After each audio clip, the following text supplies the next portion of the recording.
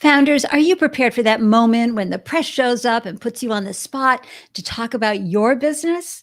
Our guest, Eric Cox, will show you how to command your moment. Stay tuned for the Startup Life live show.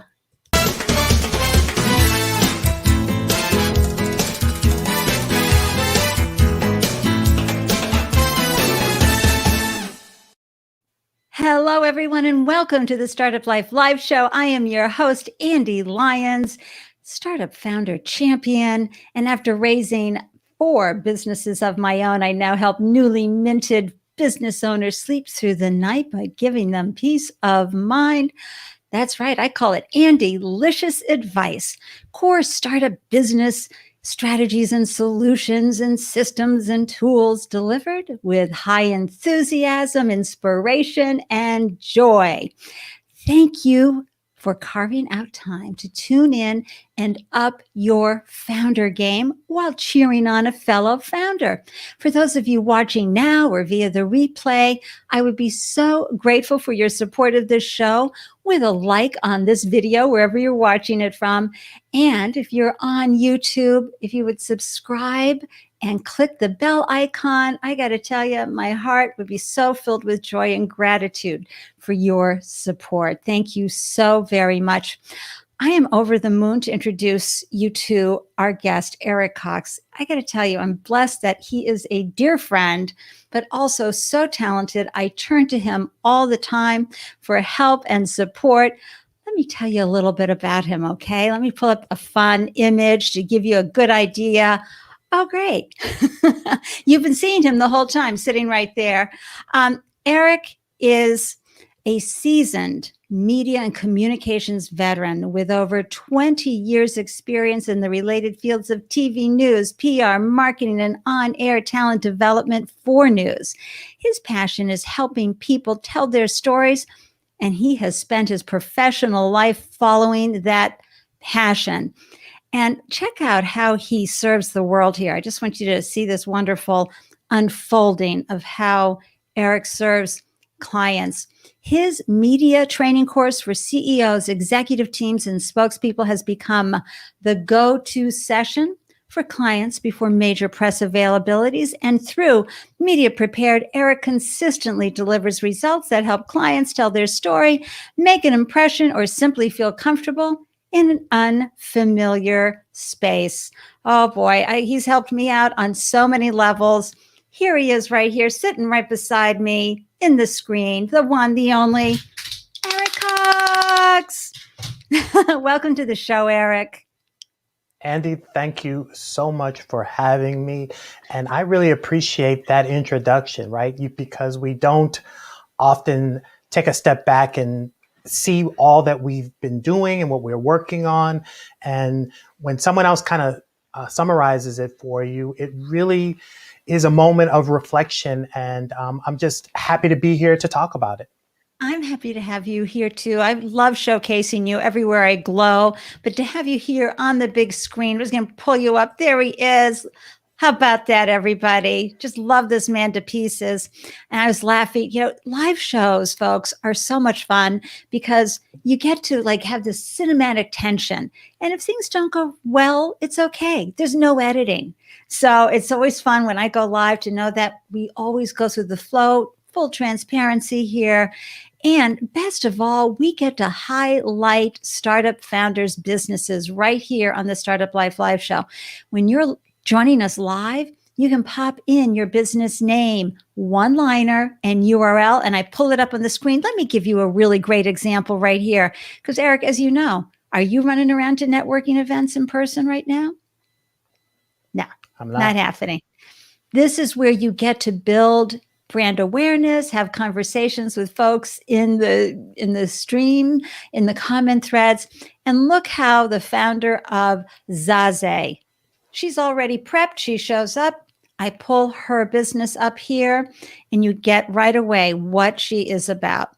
Especially, not only is it this an amazing virgin, extra virgin olive oil, cold pressed, premium olive oil, but it's harvested by the hands of strong and diverse women around the world, implementing equal pay for women while being socially responsible for Mother Earth. How cool is that, everybody? So, watching live, you do the same and we'll pop it up. In the meantime, Joe, how's it going? Good to see you. Thanks for tuning in. Yay. And Vicky, who is the marketing gal for small businesses. You must follow Vicky everywhere she goes, especially her YouTube channel. She shares the best information to make sure you are nailing it with your small business. And thank you. It's always nice to have a fan in the audience. Thank you, Laura.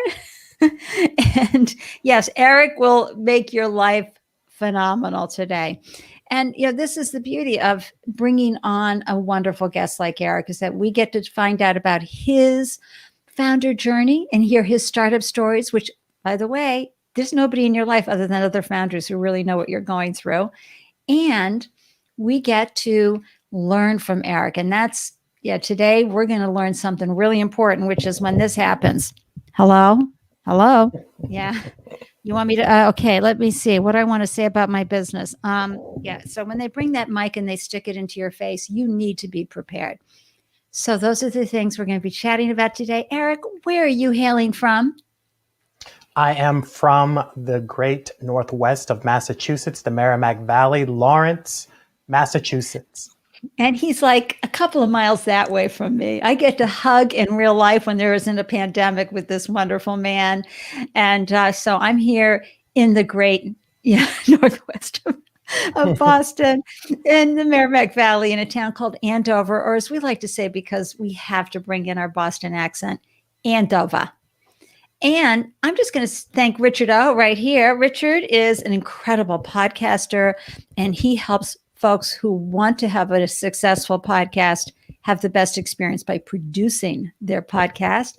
And my new mic today, Samson, is because Richard said, "Hey, you need to upgrade your mic." And I said, "Okay, will do." So thank you, Richard O. Okay, so Eric, we always like to start off with, what were you thinking? I always like to say that to founders. What's the matter with you? What were you thinking? You want to launch a business? Are you nuts? Go play out in traffic. It's easier.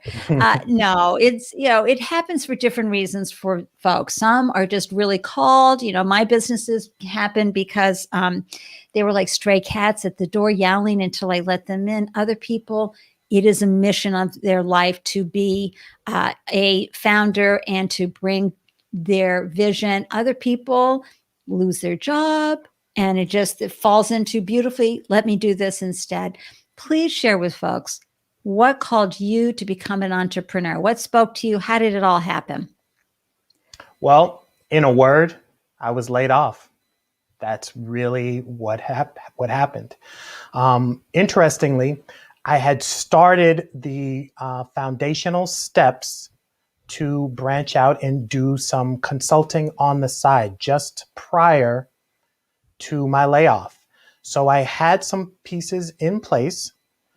And when I was laid off, I was sort of at the crossroads. Do I go out and get yet another job, another corporate position that's safe? Or do I continue on this path that I had already started? And I'll tell you that I kind of straddled the fence for about a month, still sending out resumes, but I was starting to make some inquiries about, all of the nuts and bolts on, starting a business and, sort of the financial ramifications and all of that. And about a month in, I said, you know what? I'm never going to get anywhere if I'm trying to half do two things. Doesn't serve either one well at all. So I decided to start Media Prepared.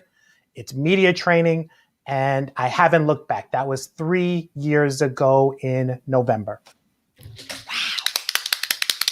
Wow.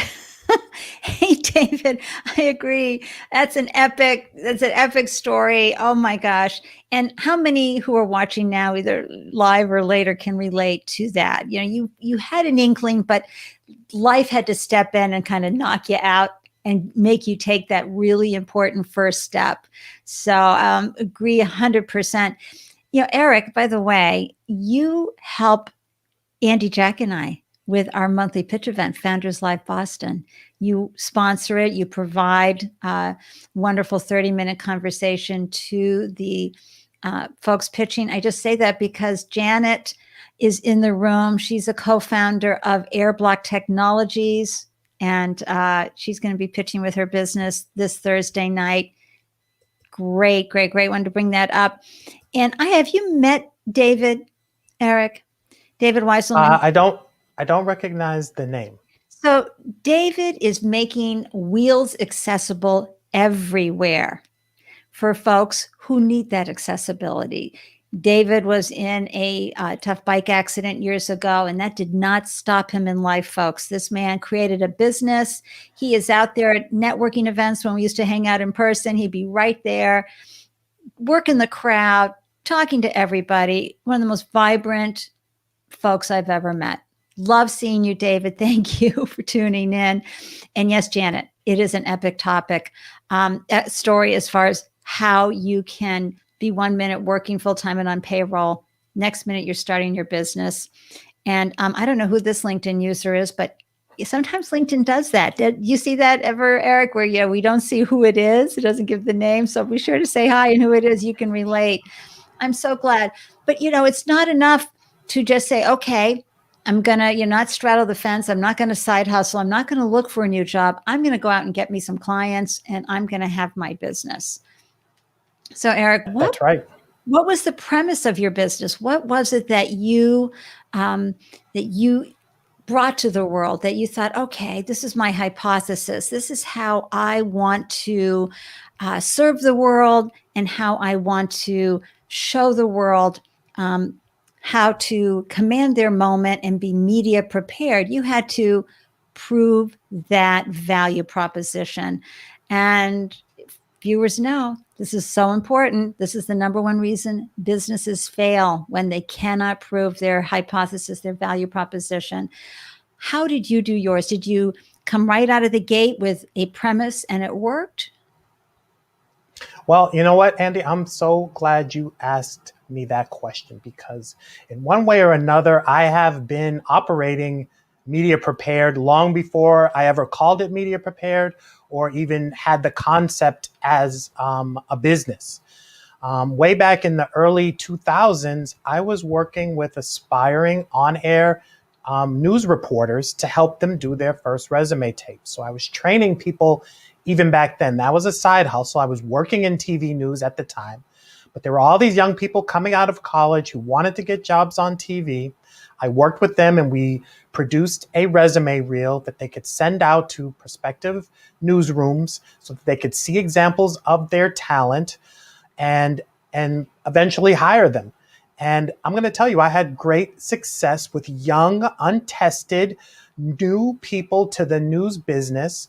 I trained them. I mean, I basically wrote it and produced it and walked them through every step of it. I like to look back and laugh a little bit.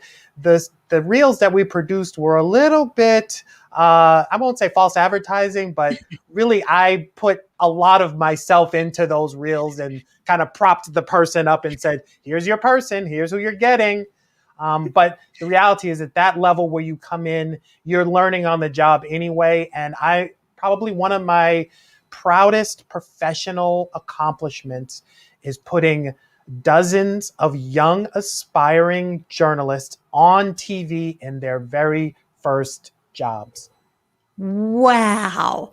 I am feeling that. And that's a ripple effect that you had for years to come, because you got them prepared, you got them ready, helped them command their moment and bring their best self forward with confidence, even if you were behind them, holding them up in front of their quote sizzle reel. I love that, Eric. That has to be so Andy, rewarding. I can turn on the TV today and see people that I worked with way back when. Today, I can do it. And I get the same amount of pride today as I did when I heard that they got their very first on-air job. It still feels the same. That's the passion. That's what I bring to my job. That is so cool. So, when you started out, you had to figure out things, because it's the digital age. So, back in the day when you did all this, you used more traditional formats. How did you That's come right. up with the name? How did you pull together your brand online? How did you begin to differentiate yourself from everybody else out there doing this? Of course, the name is incredible. I'm very happy with that name, and frankly, I'm amazed that you got that, because that's clearly tells everybody what it is you do. Media prepared. How did Yeah, you? that's right. How did you? But how did you put out your shingle? Because I'm going to bring this up again too, folks. If you're a service provider, launching and branding your business comes with a lot more challenges, or different challenges, than if you had a product you were launching, a homebrew beer or a SaaS app. It's a different when it's your services. It's kind of like being an artist trying to sell your artwork, or a musician trying to sell your music. How did you differentiate yourself? Well, I think the thing that was important for me, that was an advantage, is that I've been around for a long time. I've been in the media or PR or marketing for the better part of the last 25 years. So I had a very strong professional reputation and track record.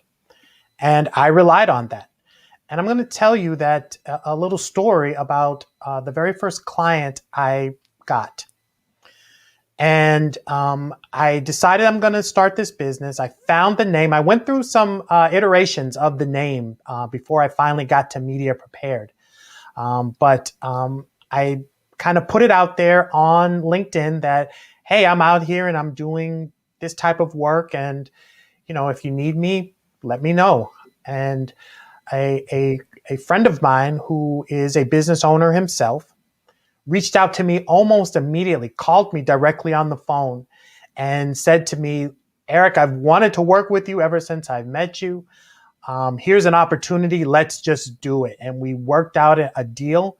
And that was my very first 3-month engagement with a big client of mine. And it was, Andy, when I tell you, you look for signs in the universe, that was a big flashing neon sign that I was going down the right road, because that first client sustained me. When I say sustained me, it was the difference maker in terms of, am I going to be able to go forward? Is this going to be viable? That first client made the difference.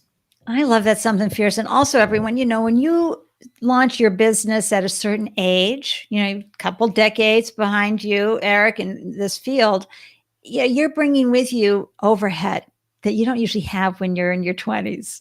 And That's right. so, you've got commitments and obligations and debt instruments and all sorts of things, not to mention your reputation. So it can be a little more of a nail biter as an older person for launching the business. I mean, you're still a very young man, of course, but with a couple of decades behind you, it's just not the same journey. So I applaud you for being willing to pursue this passion. And I am thrilled that life gave you that, this is the right thing for you to do, Eric, right from the beginning.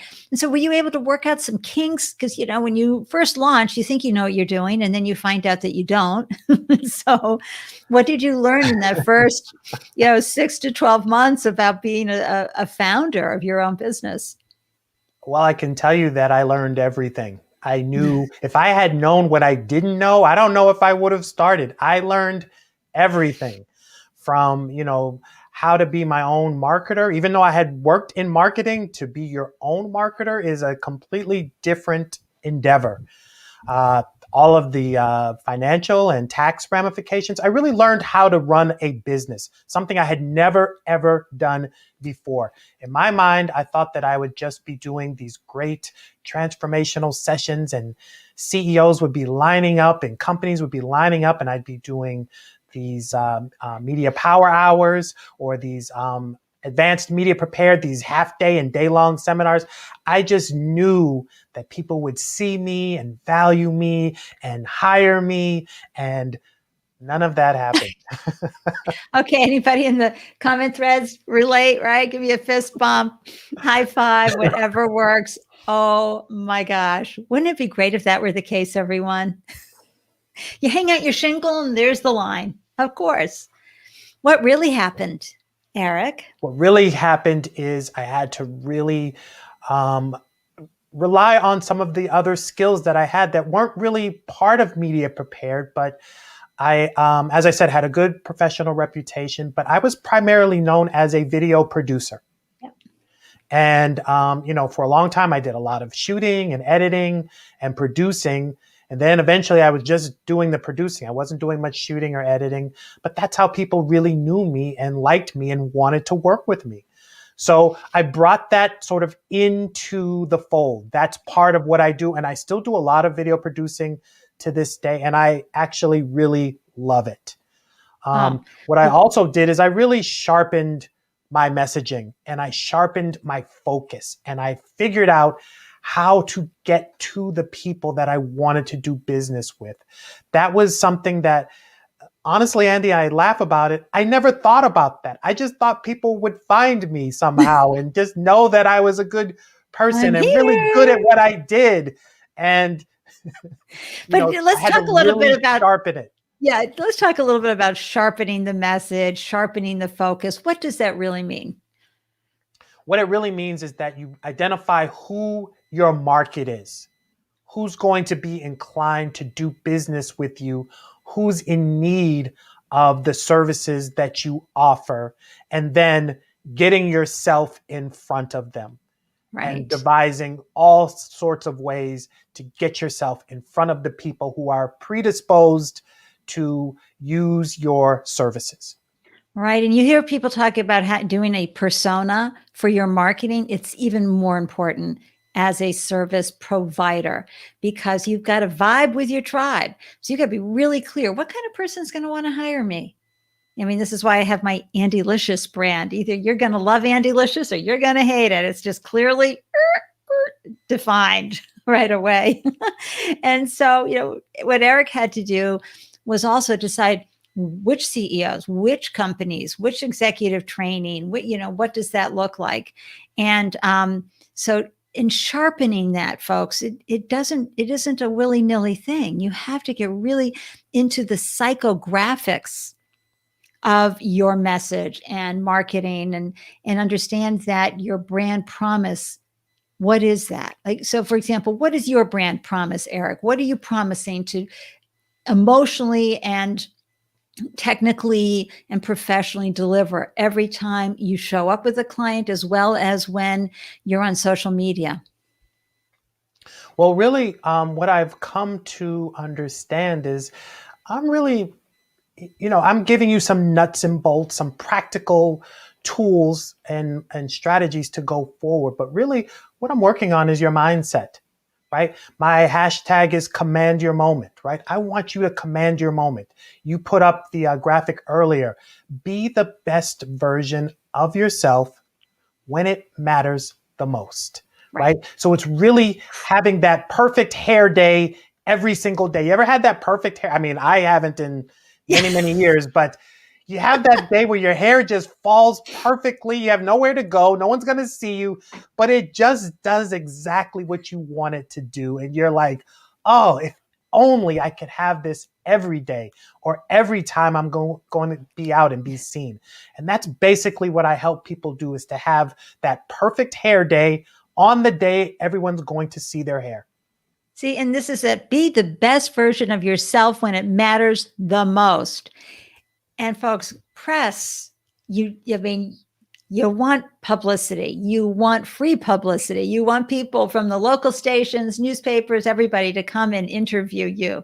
You want to be, on a live show like this and be able to deliver your messaging in a way that people feel your level of confidence. It takes training, right, Eric?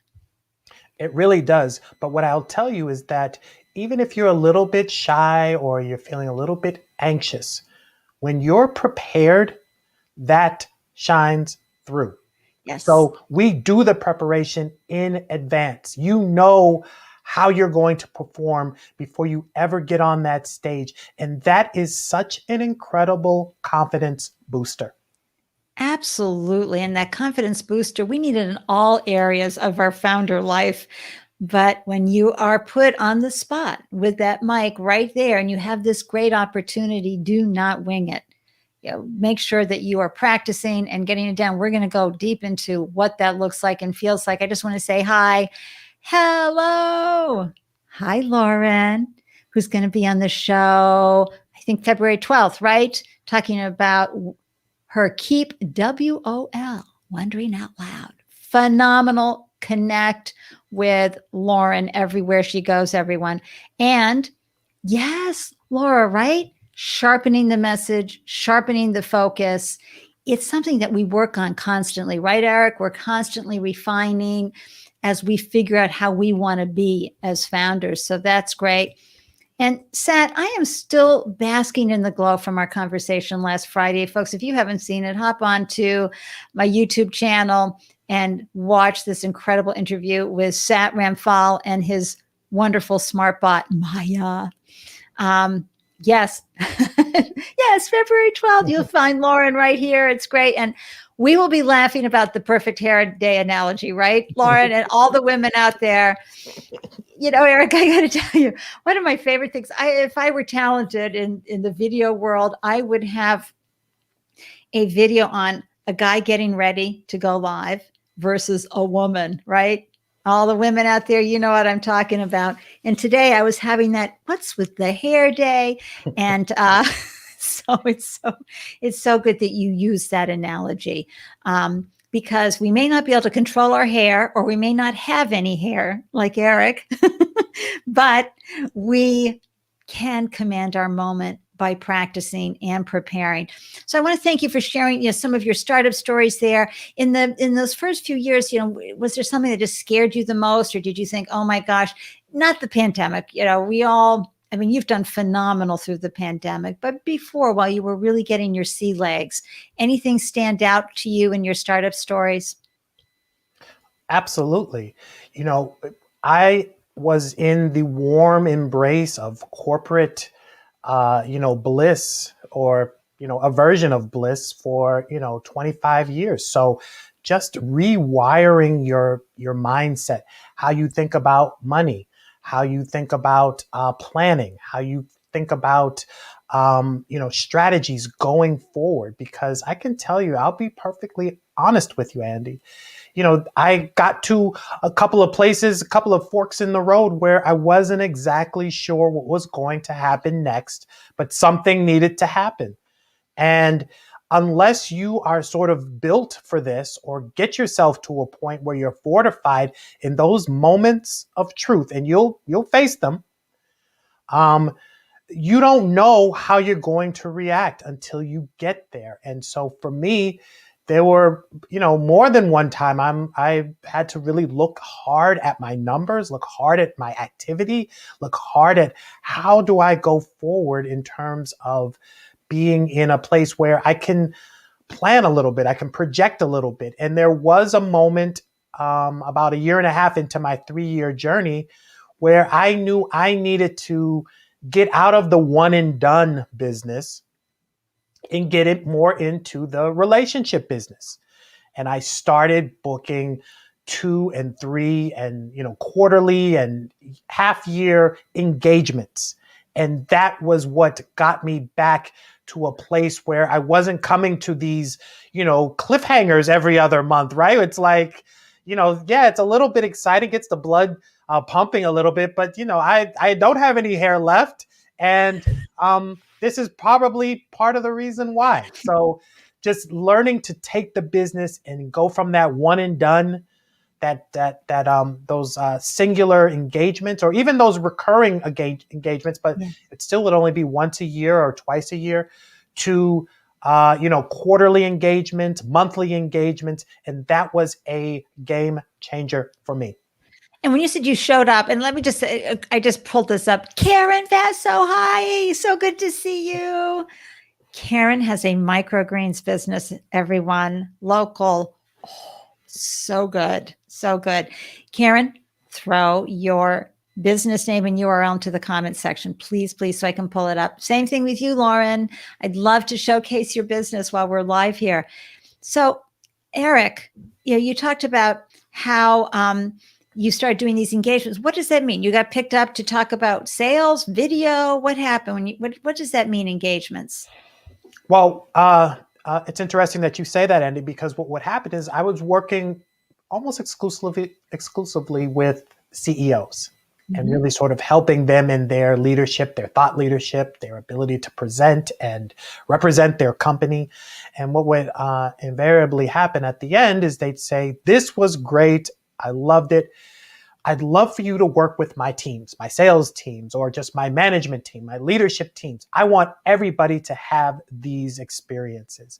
And so I began to develop a sort of a sales and marketing program for sales teams and kind of walk them through sort of a hybrid of what I do in media, or what I do for people who are going to be in media engagements or going to be in front of an audience, and apply it to the sales process. And so that's really what started to happen. And then I could begin to sell that, where you can start with the CEO, move on to the leadership team, move on to the sales team, and do it over the course of maybe, say, 3 months, right? It will be weekly or bi-weekly, or however we decided to really figure it out. And that's what we started to do. And that's how I was able to elongate my engagement with my clients. So they knew who I was, they knew what I could do, and now it was just applying it to other aspects of the business. Something, by the way, that I never thought of myself with my brilliant business mind, which is really questionable, but something that the market told me they wanted and needed, and I was able to provide. Yay. Yay. And we have been the recipient. You saw Karen Vasso there. Eric Love and I know Karen. her. Love the microgreens. And we know her from Entrepreneurship for All, the Lowell Lawrence campus, where Eric and I have been mentors and have helped out, and you've provided sales training to that group. But I love that. I just want everybody to take away the understanding that you can do different avenues to get to your customer segment. It's, one thing, and it's so important to really identify that customer segment, right? And just really just feel them completely and know that you're really communicating with them. But then you've got to figure out those channels. How am I going to find them? How am I going to get there? It's not just one. It's not just CEOs I need to talk to. I need to expose myself to a greater reach, and so that word of mouth can start happening. Yes? That's right. I love that. It's 100% right. And so, so once I started doing media training and sales training, I call it engagement training. I don't really call it sales training. I call it engagement training. And then you add in the video production piece. Now I'm having a full-blown relationship with my clients, where, some of my clients, I actually have, a desk that I can go to when I show up, because I'm there so often doing so many different things. And that's the type of sustainable relationships that make a business grow and continue. That's something that I learned along the way, something that I did not have in mind when I started my business. Well, and that's why starting a business is really one of the most powerful professional and personal development programs you can do. Because it teaches you things. If you want to stay in business, you got to keep the money coming in. You got to figure things out. And you find out as you pull back more layers about your capability, because you can't look out and say, where are my people? You have to figure that out. There isn't a department for that. Hi, Barbara. How are you? So Barbara's got a great scavenger hunt book for kids. Go check out her website. It's a wonderful social distancing activity for families. So good to see you. Barbara lives up the road from us, Eric, as well. So she's local. And Lauren, I love the innovation of the pandemic. I love it. I love it. I love it. Anyone who's doing something, anyone who's developed something, anyone who's had to pivot because of the pandemic and they keep going, I give you guys all the credit in the world. So I love that social distancing scavenger hunt. I hope that people will follow up on that and hopefully buy Oh, the book. yeah, and Barbara already had some of these books out, so it was great, great, great timing for Fantastic. her. As you know, Eric, because you held my hand, I knew as an extrovert or ambivert, but I really need people, that when the pandemic hit, I started this live show. I had a podcast, but I didn't get to see anybody. I didn't get to see all these great people tuning in live and wave and spotlight them and all. So I started the show, and I just took it one show at a time initially because I was like a person on ice skates for the first time. I was a little nervous, but it worked out great, great, great. And Lauren, I just want to bring up this. This is exactly Keep WOL facilitates impactful employee engagement and team building. We maximize cultural intelligence and minimize turnover. Mhm. Love that. Something fierce. Thank you for sharing that, Lauren. And everybody who's watching, connect with Lauren on LinkedIn, connect with all of these people on LinkedIn. This is how we are building our network while we are pandemicking and can't do it in Andy, person. I want to tell you, Andy, that a lot of times I am brought in as a component of continuing education or just more engagement with the employees, something to offer them. It's one of my favorite types of engagement because it tells me that the company has a value and focus on the people that make the company go. They bring in somebody, some kind of expert or some kind of program or just some other sort of other engagement to stimulate and motivate and educate their workforce. So those that WOL program are exactly the types of partners that I have found over the years. Excellent. Hey, thank you, Eric, says Barbara. Wonderful. Um, yes, connect with Karen, Laura, okay, because she's got them all. And it started off as a neighborhood. In fact, the name of her business is Neighborhood. It's going to come back to me. Neighbors But Acres. Neighbors Acres, there we go. She was just, providing for the neighborhood. And see, isn't that great how something can take off and so fulfilling and rewarding for her while she homeschools her kids and has the lifestyle that she wants. And just an FYI, Barbara is 20 books in all now. That's incredible. Seriously, congratulations. Incredible. Andy, I do want to just circle back just for a quick Yeah. moment. I know you're bringing up comments, so I don't want to interrupt that flow, but I want to say, and I want to say to your audience, that you were an instrumental influence in me starting a live streaming show. I had you kind of be the canary in the coal mine and go through all of the the aches and pains and ups and downs. And despite all that, I think I've gone through all the same aches and pains and ups and downs. I learned nothing in that sense, but I learned everything in terms of just doing it. Yep. Doesn't have to be perfect. I Nope. say about my show, it's imperfect but improving. I'm a person who trains people to be in front of a camera, and when I put a camera in front of myself, I have to be honest, I wasn't very good. I had to get better. I had to practice what I preach. And that is one of the most powerful tools that I use in my business now is that I can say, hey, look, I do it. What I'm telling you I do is not theoretical. It's not hypothetical. Here's what works. And if you don't believe me, watch me. Wow. I want folks to stick around because Eric is going to show you some amazing backgrounds that he uses in his show that are mind blowing. But right now, we do want to get to some more command your moment tips and strategies and tools that we can use and, talk more about how you work with folks. And yes, Lauren, agree.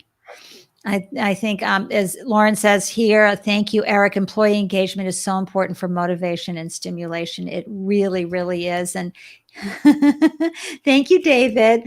David knows me in person as well. So I love Andy Burt. That's a good one. I said Andy, but you know what? I'm going to call Andy Burt now. That's wonderful. So Eric, there's just so many great things that you have figured out over this period of time. And really, it was so impressive how you managed things during the pandemic as an observer when things started.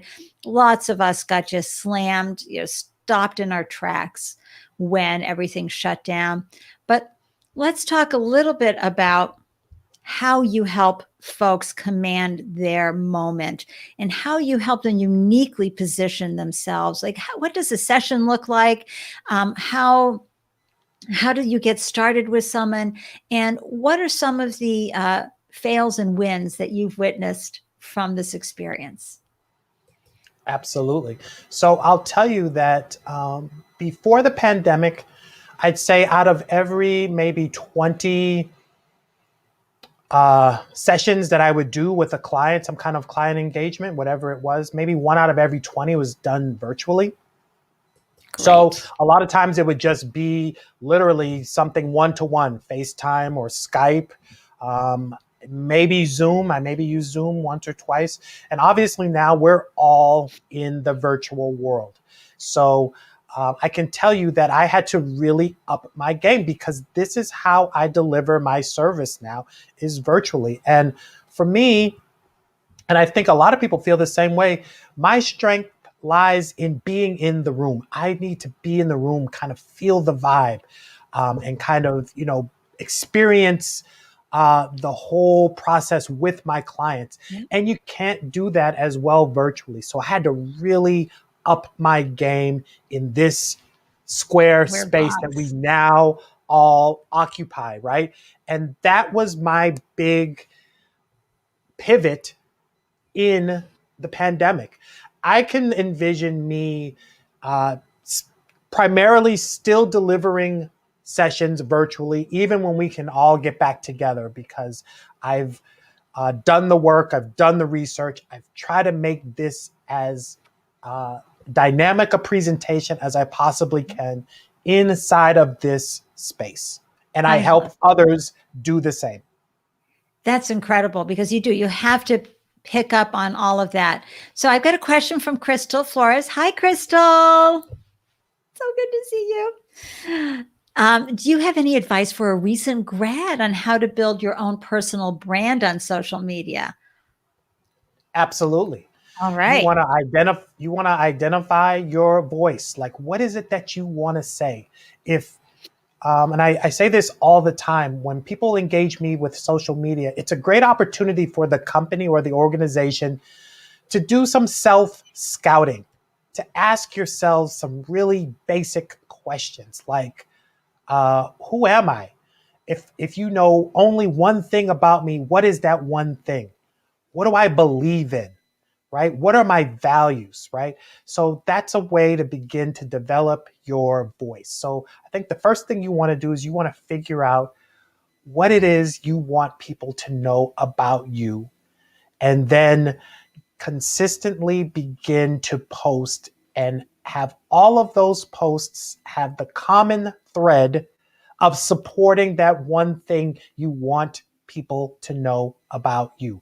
It does not have to be perfection, but it does have to be somewhat consistent and have some continuity so that people begin to hear and feel your voice and your vision. Great advice. And Crystal, excellent question. This is hard for anybody. You're coming out of corporate and you've launched your business, you've been an employee, and now you're having to shift your mindset into being a business owner. You have to think really hard about your voice. So whether you're a recent grad or a business owner, you've got to be very careful about how your vibe comes off. And that's why understanding and knowing what your brand promise is, even as a newly minted graduate or a newly minted founder, you need to know what that is. You can't go back to the slang that you do with your pals, right? You've got to write it down. This is how I want to be. You can still be authentic and transparent, but you want to bring that consistent voice. Eric, thank you for that. I love that, something fierce. And frankly, I just have to say, it gave me one of these moments right here. Andy Licious moment. Branding is everything, folks. So when you are out in the world professionally, you've got to remember and really do the self-awareness about what your voice is. So thank you, Eric. We've got another great question from the incredible artist who shows his artwork live on Instagram. He's amazing. Hi, Mike. How you doing? Do you change your relationship with the camera audience if the camera is an iPhone or IG story versus a well-edited YouTube video or live cable TV? Well, I think That's that, yeah, no, it's a great question. For me, it all comes down to authenticity.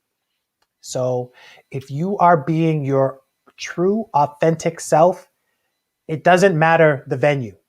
Now, the messaging is tailored to, who you're trying to reach. That, and hopefully we'll get a little chance to talk about that.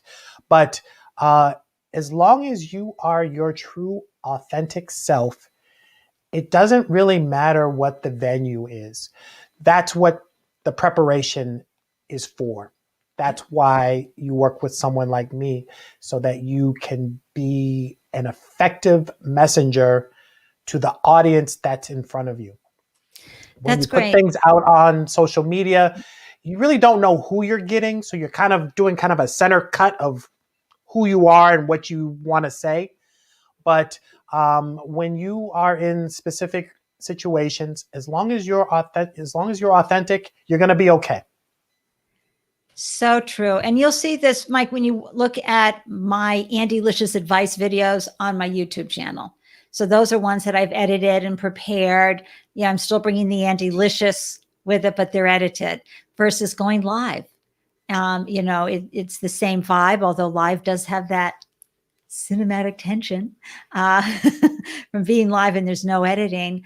But I also want to say, Mike, what Eric has helped the monthly pitch event that I co-host with Andy Jack, what he's helped us do while we were meeting in person is we would have him interview the crowd favorite winner at the end. And we had a specific lineup of questions, and I would ask the questions, they would answer looking at me, and Eric produced the whole thing. And did you have a video camera? Did you use your iPhone? I think you used your iPhone, right? Yep. I'm using my iPhone right now as my webcam right now. Wow. Well, that's StreamYard for you. Pretty good. Right. Yes. So yeah, that's such a great question, Mike. Thank you. Thank you. And I think too, that getting that training, because sometimes we feel more comfortable when we know we're editing. I actually feel more comfortable when I know I'm live and not editing, because I don't have it in my head. Oh, am I going to take that out? Am I going to fix this? It really forces you to be in the moment, but you have to be prepared. And my preparation is that this is what, my 53rd, 54th show. I've been preparing every time I go live, and you just get deeper and better at your craft. And I don't know which LinkedIn user you are, but I love this. I'm a client of Eric's, love seeing him on the other side of the camera. I want to add that Eric is brilliant at preparing clients for high profile media appearances. He has been an essential member of my team and is always there to give advice when needed. He is hands down the best personal investment I've made in my career. Testimonial. Hold on, Eric. Let me just bring you right up into the full screen here so we can capture this moment. I'm just going to do a screen capture right now. Smile, Eric. Here we go. Thank you. Yay. So folks, you know what? We just have to grab these moments when they come up. I wanted to do a quick grab there. Testimonials are so important to capture, especially for those times when you're feeling a little inadequate in what you're doing. This means the world. So LinkedIn user, I'd love it if you popped in the comment threads who you are so we can officially thank you. Sometimes StreamYard or through LinkedIn, we don't capture. Okay, here it is. Thank you. Thank you so much, Tamoria. I so appreciate your kind and generous words. I really, really do. Thank you. Awesome. Awesome. Awesome. Okay. So that was some amazing information. What else do we need to know when we're getting ready to command our moment, Eric? Well, Andy, I thought about this because you had a viewer today who's going to be on Founders Live. Right. Janet. Coming up this week. And I thought about sort of like a hypothetical business, right? Ooh, cool. And so just for the sake of this conversation, let's say this business, we're going to call it the venison vendor, right? Ooh. And they sell venison meat, okay? And so if I'm going to be on, say, an media appearance and I'm going to talk about my business, I'm going to talk about, my grandfather's grandfather was part of the hunting party in his remote town up in the Appalachian Mountains. And the men of the town would go out and they'd harvest this deer meat every season, and they'd bring it back and they'd store it and they'd season it and salt it. And these are in times before electricity. And the women of the town would make these incredible meals with this venison meat, and they were savory and they were seasoned. And if think about a nice braised beef, they were slow cooked and it was just so beautifully delicious, right? And these are generational practices and generational recipes, right? Sounds like something that you would kind of want to be interested in, right? Yeah. You say like, oh, okay, If you're that's not vegan. yeah. If you're not vegan, right? If you're looking for maybe a new Yeah. type of protein, right? You Right. say that's wonderful. And so that's kind of like a synopsis of the story, right? Right. If you are in, say, like a pitch situation, like you're Janet is going to be, 99 and seconds.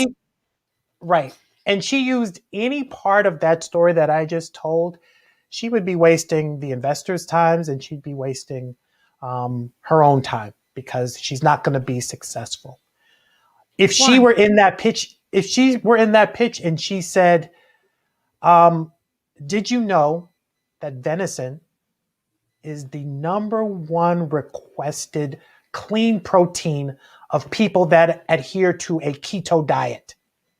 And did you know that about 40 million people identify themselves as clean eaters? I have a product that's going to serve 10% of the United States. They're predisposed to get it. I have figured out a way to get it to them within 48 hours of their ordering. And it is something that is the keto community spent $1 billion on food items alone just last year. So I am perfectly positioned to deliver this fast rising, clean protein product to that audience in 48 hours. Okay. Excuse me, but I don't know if anybody knows what Eric just did. He just answered the problem, the market size, and the solution right there. In which is And I didn't mention, Mima's recipes, no, right? no. And that's the thing is that investors, they assume that you're passionate. They assume that you know what you're doing, and they assume that you're a hard worker. You don't have to tell them that. Right. You have to tell them how they're going to get their money back. And they're going to probably ask you, how do you scale this? And to which I would say, well, we're doing it in 48 hours. Within a year, we hope it to be 24 hours, right? We're scaling. We're going to be able to do more within a year. Those are the things that investors care about. But when we are building our business, our baby, we want to tell you every little detail, every little hardship, every little epiphany, every heartbreak, every little thing. I'm going to tell you right now, you're a nice person. I don't care. Tell me how I'm going to make the money. Okay. This is outstanding advice. And folks, I know you hear everybody telling, oh, you must tell a story when you're pitching. You're not telling that emotional story that Eric first told with all these pieces that leave people going, that's nice, but really, I don't care. You tell the story of your business, what you have learned about the market potential, who they are, the problem they're having, and how you are going to uniquely solve that problem, and how you've got the best kick-ass team in the world to implement and execute that problem and that solution, and you have traction, or you have you understand your numbers. How are you going to make money doing this? That is the storytelling you need to do. And it is, even though it is a pitch, you need to be media prepared for that pitch in giving them the right facts and the right information. That was delicious. 100% delicious. Yes. And of course, yeah. And Laura, I know I brought that up earlier, but I got to just say, spot on. Absolutely. And yes, Laura, nobody will get you better prepared, especially since your story is so important. And yet you don't want to go swirling down into too much of the weeds about it. You want to really keep it in the problem, market size, solution, team, and how you're going to make money at it, and who else are you competing against, and traction, and all of that good stuff in a wonderful, clear, concise story. Founders Live pitch events, we only have 99 seconds, the founders, to pitch their business. But see, the beauty of that, founders, is that questions, you've piqued people's curiosity and you've whetted their appetite in what Eric just shared with his pitch story example. I feel gifted by that, Eric. Thank you so much for that. Eric, can you show some of the backgrounds that you do when you go live Wednesdays at 1 p.m.? I absolutely can. I'm glad you asked. Let me just give me a quick moment. I'm going to set it all up. But what I want to tell people is that, again, this is a byproduct of really being put into this space, right? And when you are in this space, you still have to maximize. You have to pivot. You have to do the things that make a difference.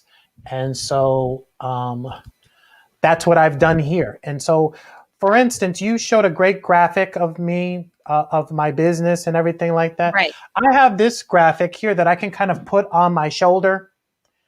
And I can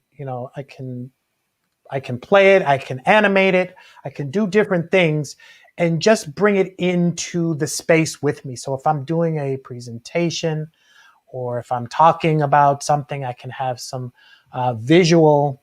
Right. And Eric's looking over at his other screen, not his iPad, Yeah. right there, as he brings all of that up. And your voice stopped matching up. But here we go. Yeah, this is because yeah. And so I can bring us into, there's going to be probably a little bit of a delay because I'm using another overlay. So I'm using an overlay and I'm in your stream. So there's a couple of layers that we're at. Right. But Okay, when everybody. when I'm at the originator of the stream, then I can take it and there's that one less layer. But imagine doing a cooking expo or, you're mixing some drinks like I had before, right? There are things that you do that make it seem, just more interesting, right? It allows you to do some things that make it, or even if you want to maybe have a little more of a somber sort of background, you don't want to really bring other things in. You have all of these opportunities. And so that's really, some of the things that I have worked on just since the beginning of the pandemic. And you can see now I'm kind of a little more in sync because I'm not in that other layer. Right. But it's really fun. He had a guest on had written a book about the Celtics, and Eric had himself sitting in the seats at the Boston Garden. Yeah. As we like to call it. I love that one. And you know what? I'm going to show that to you. I'm going to bring it back. Just give me one moment. Okay. I'm going to bring it right back. And that one was one. Yeah. That was one that it's just, it suits the moment. And it made it interesting. Now this one I have added a little bit of sort of recent events to, but hold on one moment. I'm sorry. That's okay. No problem. And folks, this is theory. So I'm not sure how he got in here, but he's here. He's everywhere. That's so good. Folks, when you're doing live, when you're doing these kind of shows, you have to remember it's edutainment, it's valuetainment.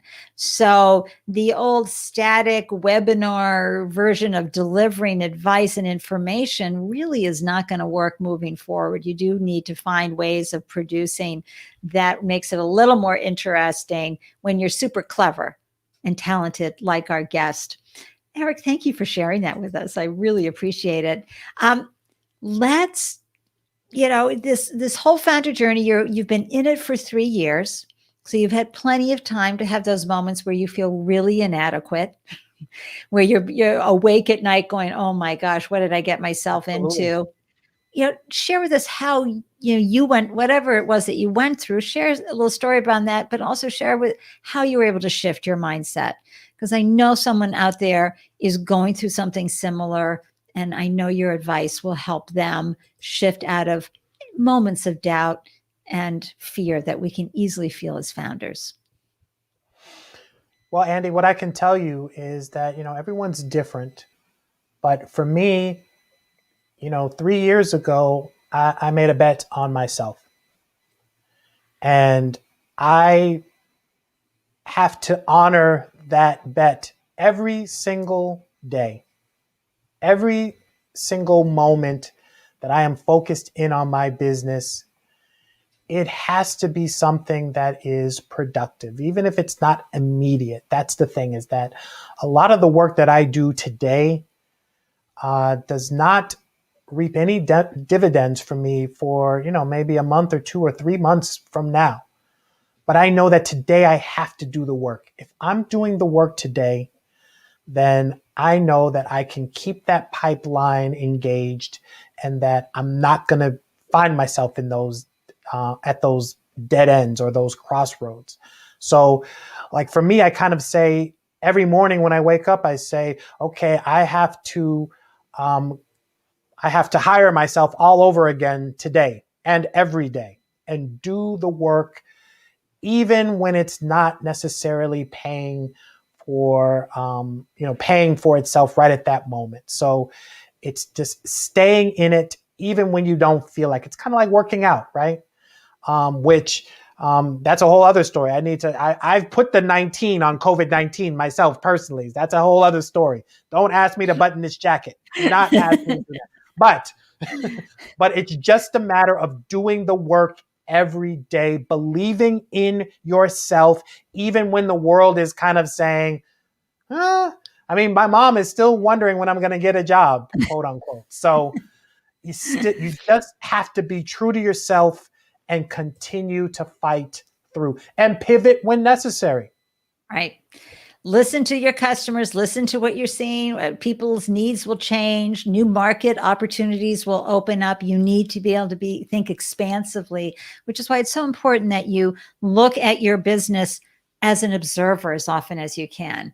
Especially when you're a solopreneur, you're in your business a lot, but a lot of times you have to just step out and say, okay, how are we doing here? That's wonderful. And I just love that founder journey advice. And I want to dive a little deeper because I want to learn a little more about how entrepreneurship has helped you and served you. Taking this quote risk and being out in the world as a founder, how it served you both professionally and personally. Well, Andy, it sounds like a cliche, but I get to do what I love. I love the journey. I love when people are participating in that journey with me and I'm helping them get from point A to point B, from someone who's very uncomfortable to the point where they avoid any sort of public engagement, whether it's a camera or a microphone or an audience. And I give them the tools to command their moment so that whenever they have to get into any of those uncomfortable situations, they are ready. And they go from being ready to actually looking forward to, and then ultimately commanding their moment, finding their voice. When I help people find their voice, that's not work for me. That's personal fulfillment. That is incredibly gratifying. So yes, it's a cliche, but I love going on the journey with these people. That's professionally and personally. Oh, thank you for sharing that. Who wouldn't want to work with you, Eric, knowing that you're going to bring out the best in them based on who they are?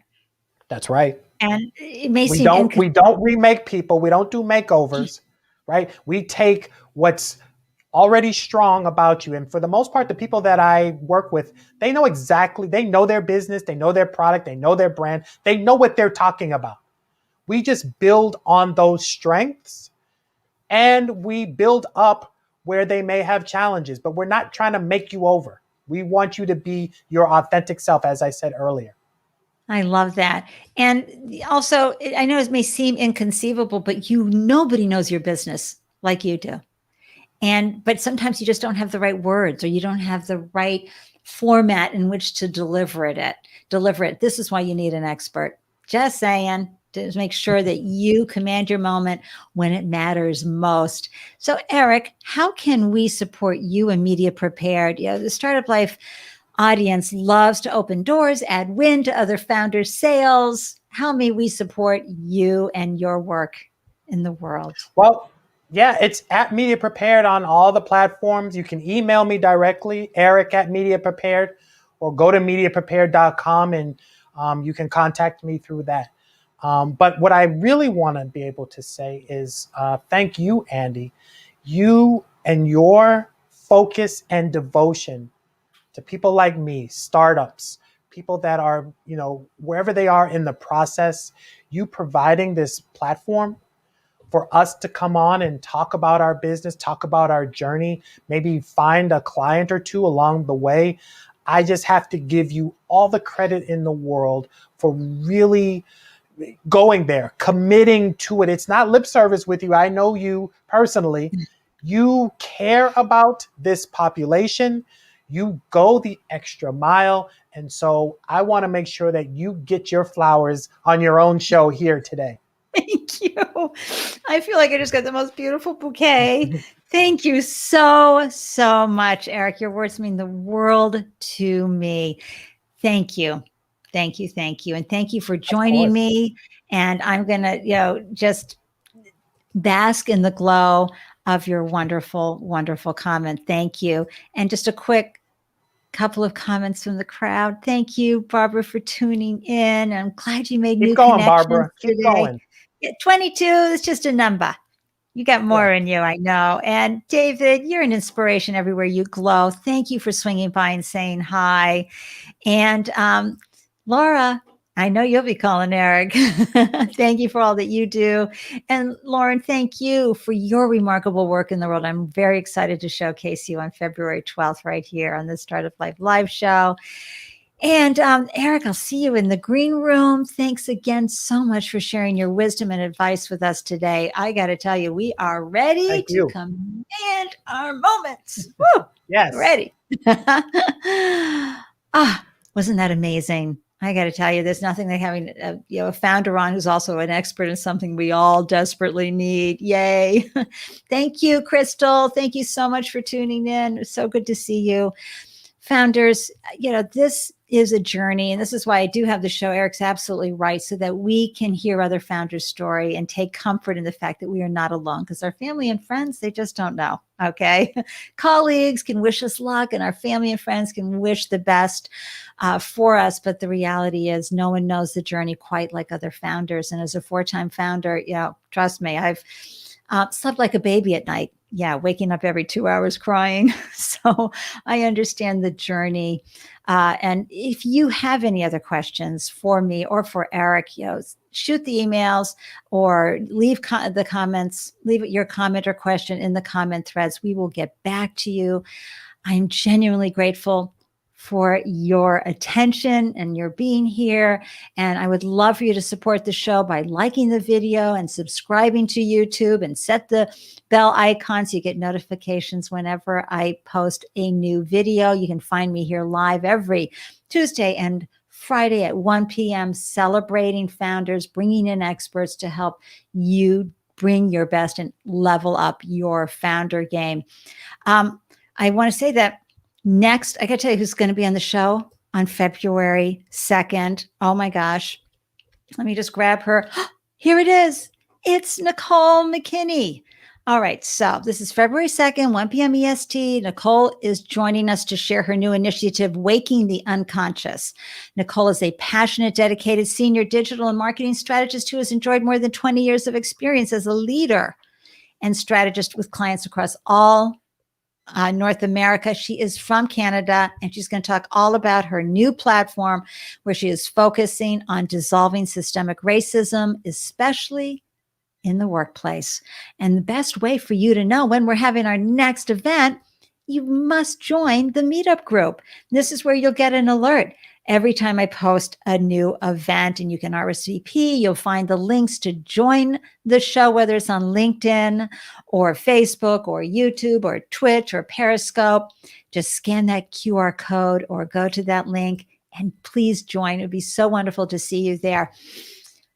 I got to tell you, founders, we all are finding ways, right, to stay afloat, keep that inspiration going, to keep celebrating our wins, no matter how big, no matter how small. And I just want you to know, I believe in you. I believe in this process that you're going through.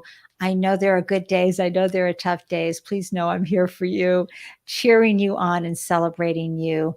And I invite you to stay focused, stay strong, stay healthy, and remember this one important thing. You've got this. You really do. Thanks for tuning in. Click on the other videos that you can watch. You'll see here at the end of the video for anybody watching the replay. And until I see you next time, mwah and mwah.